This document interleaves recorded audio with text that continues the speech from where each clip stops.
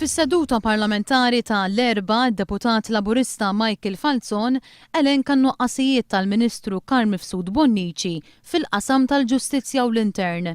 Michael Falzon għamel dan meta bdiet tiġi diskussa l-mozzjoni mresqa mill-oppożizzjoni fit-tmiem is-sena li għaddiet dwar dan il-qasam.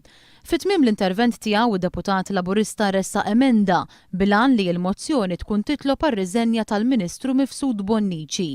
Iżda l-Viċi Prim Ministru Tonio Borg oġġezzjona u talab deċiżjoni mingħand l-Speaker.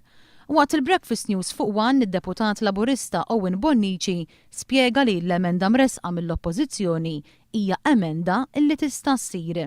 Fatt illi għandek il-Gvern, il-Tonio Borg, illi qed jopponi emenda li hija pależament jiġifieri hija ċara illi hija waħda li tista' issir hija in order jitfa' ħafna dawl fuq il-kredenzjali demokratiċi tal-Gvern. Għalhekk staqsa lill-Viċi Prim Ministru Tonio Borg jekk għadux jemmen fl-iskrutinju parlamentari fuq il-Ministri. Owen Bonnici qal li kull meta l-Oppożizzjoni resqet mozzjoni ta' sfiduċja, il-Gvern min-naħa tiegħu dejjem ressaq emenda u biddilha għal waħda ta' fiduċja fil-Gvern. Kull meta l-Oppożizzjoni tagħmel mozzjoni ta' sfiduċja, in-naħa l-oħra l-Gvern jippreżenta emenda fejn fiha idawwar dik il-mozzjoni ta' sfiduċja f'waħda ta' fiduċja fil-Gvern, jiġifieri jekk tarhom f'kull okkażjoni ssib hekk. Ma inverikalla meta jagħmluha n-naħa tal-Gvern dik tajjeb.